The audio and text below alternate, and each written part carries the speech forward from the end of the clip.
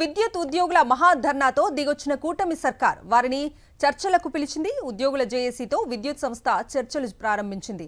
ఈ నెల 8న జరిగిన చర్చలు విఫలం కావడంతో ఈ రోజు విజయవాడలో మహాధర్నా నిర్వహించారు.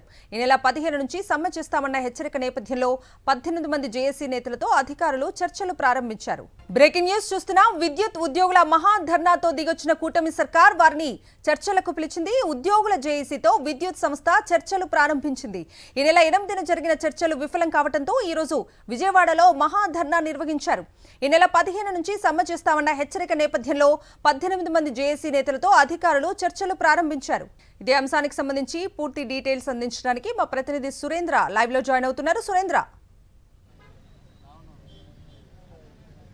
కవిత, ఈరోజు విద్యుత్ ఉద్యోగులు మహాధర్నాన్ని నిర్వహించారు. ప్రభుత్వానికి తమ డిమాండ్స్ పరిష్కరించాలంటూ ఆగస్టు 25నే నోటీస్ ఇచ్చిన పరిస్థితి. అయితే ప్రభుత్వం కానీ యాజమాన్యం కానీ స్పందించకపోవడంతో ఈరోజు మహాధర్నా నిర్వహించారు. ఈ నేపథ్యంలో ఎల్లుండి నుంచి సమ్మెకి వాళ్ళు వెళ్తున్న నేపథ్యంలో ఉద్యోగ సంఘ నాయకులను అయితే ప్రభుత్వం యాజమాన్యం చర్చలు పిలిచిన నేపథ్యం అయితే కనిపిస్తుంది.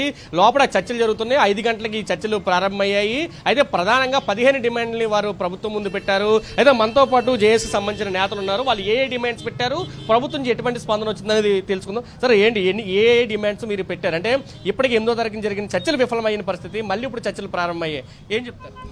నమస్తే అండి, నా పేరు హరికృష్ణ, B2841 ఈపీటీసీఎల్ కంపెనీ ప్రెసిడెంట్. ఏదైతే విద్యుత్ జేఏసీ నాయకత్వంలో మేము గడిచిన 2 సంవత్సరాల నుంచి కూడా దఫదఫాలుగా అనేక మార్లు విద్యుత్ కార్మికుల సమస్యల మీద, అలాగే కాంట్రాక్ట్ కార్మికుల సమస్యల మీద అనేక సార్లు విద్యుత్ యాజమాన్యాన్ని సంప్రదించడం జరిగింది.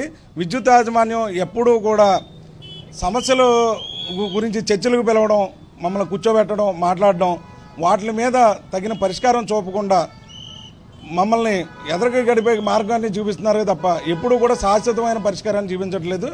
దాంట్లో భాగంగా ఏదైతే విద్యుత్ జేఏసీ ఈ రోజున మరి 13వ తారీఖు ఇవాళ మన విజయవాడ వేదికగా మహాధర్నా కార్యక్రమాన్ని తలపెట్టిందో ఆ ధర్నాని వేలాదిగా దాదాపుగా 20,000 మంది కాంట్రాక్ట్ కార్మికులు, అలాగే 20,000 మంది కార్మికులు ఈ కార్యక్రమానికి హాజరయ్యారు. ఎప్పటికైనా విద్యుత్ యాజమాన్యం అలాగే ప్రభుత్వం జోక్యం చేసుకోవాలి. ఎందుకంటే మేనేజ్మెంటు మా సమస్యల్ని ప్రభుత్వం దృష్టికి తీసుకెళ్తుందో లేదో తెలియట్లేదు.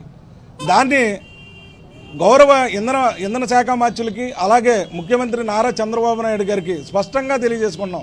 అయ్యా, గడిచిన 25 సంవత్సరాలుగా మేము విద్యుత్ ఉద్యోగులం ఈ సంస్థలో రాష్ట్రంలో ఉన్న ప్రజలకు వెలుగులు నింపడం కోసం అహర్నెస్లో పాటుపడుతున్నాం.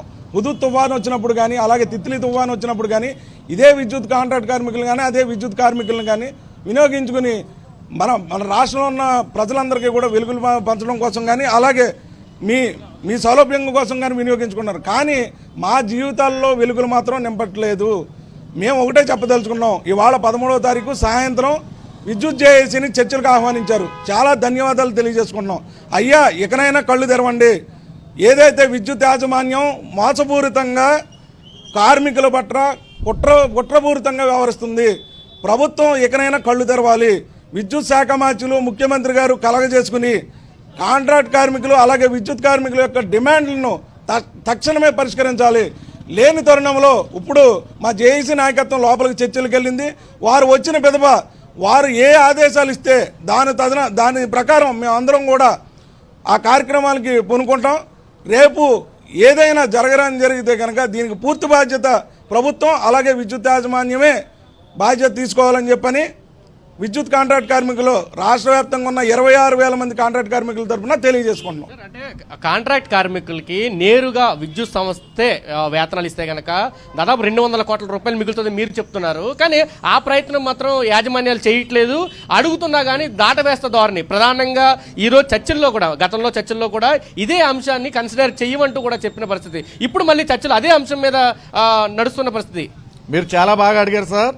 మాకు ఎప్పుడు చెప్పినా కానీ ఆన్ పేపర్గా ఏ సమస్య మీద కూడా యాజమాన్యం మాకేమీ ఇవ్వట్లేదు. దీని మీద ఎప్పుడు కేకేసినా కానీ టీఏ బిస్కెట్ ఇచ్చి బయటకు పంపుతున్నారు తప్ప ఈరోజు కూడా మాకు యాజమాన్యం మీద అయితే నమ్మకం లేదు. మాకు జేఏసీ ఏదైతే పిలుపునిచ్చిందో ఆ పిలుపు మేరకు మాకు కూడా చర్చలు విఫలమవుతాయి అనుకుంటున్నాం తప్ప సఫలమయ్యే మార్గం అయితే కనపడతలేదు. ఈ రోజు వరకు కూడా గత 4 రోజులుగా మేము చాలా పోరాటాలు చేసాం. జేఏసీ పిలుపు మేరకు మరి ఇప్పుడు కూడా ఈ రోజు కూడా ధర్నాకి వేలాది మంది వచ్చి ఉన్నారు, మీ అందరికీ తెలుసు. మరి యాజమాన్యం కూడా కాంట్రాక్ట్ కార్మికులు అంటే కనీసం చిన్న చూపు విషపురుగులుగా లెక్కేస్తున్నారు. మరి వేలాది కోట్లు కాంట్రాక్టులకి జిఎస్టీ రూపాయన సూపరింగ్ ఛార్జీల రూపాయన ఇస్తున్నారు, కానీ కనీసం సుమారు 200 నుంచి 250 కోట్లు ధనాన్ని అప్పనంగా వాళ్ళకి దోచిపెడుతున్నారు. ఆ అప్పనంగా దోచిపెట్టే డబ్బులు మాకు జీతాల రూపాయన ఇస్తే కనుక ఎంతో కొంత వెసులుబాటు జరుగుద్ది. అలాగే పక్కనున్న తెలంగాణ రాష్ట్రంలో ఆర్టిజన్గా సుమారు దగ్గర 11 సంవత్సరాల నుంచి 48,500 వరకు జీతం తీసుకుంటున్నారు. మరి మేము ఇక్కడ 3 రకాల జీతాలు, ఒకళ్ళ 16,000, ఒకళ్ళ 18,000, ఒకళ్ళ 25,000. మరి అక్కడ ఉన్న ప్రజలు కానీ ఇక్కడ ఉన్న కాంట్రాక్ట్ కార్మికులు కానీ అంతా ఒకటే. మరి అక్కడ ఉన్నది మరి అక్కడ చేసింది మరి ఇక్కడ చేయటానికి యాజమానికి కానీ ప్రభుత్వాన్ని కానీ ఎందుకు రావట్లేదు అని మాకు అర్థం కావట్లేదు. ఏదైనా కానీ జేఏసీ పిలుపు మేరకు ఈ చర్చలు విఫలమైతే కనుక రేపు ఆగస్టు 15వ తారీఖు 15వ తారీఖు 6 గంటలకి ఉదయం సిమ్లన్నీ మా షిఫ్ట్ ఆపరేటర్లు కంప్యూటర్ ఆపరేటర్లు అందరూ కూడా సిమ్లు హ్యాండ్ ఓవర్ చేసి సమ్మెలోకి వెళ్ళడానికి కూడా సిద్ధంగా ఉన్నాం.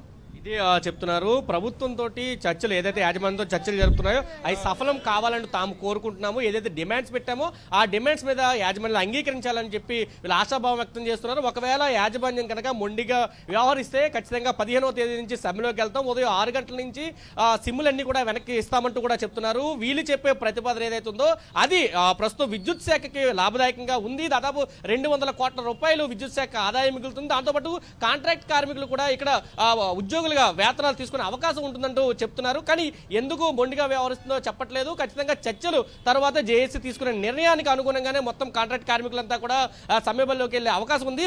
లోపల చర్చలు జరుగుతున్న నేపథ్యంలో విద్యుత్ సౌదా దగ్గర భారీగా కార్మికులంతా వేచి ఉన్న పరిస్థితి అయితే మనకు కనిపిస్తుందనే చెప్పాలి. Kavitha. Right Surendra, thank you.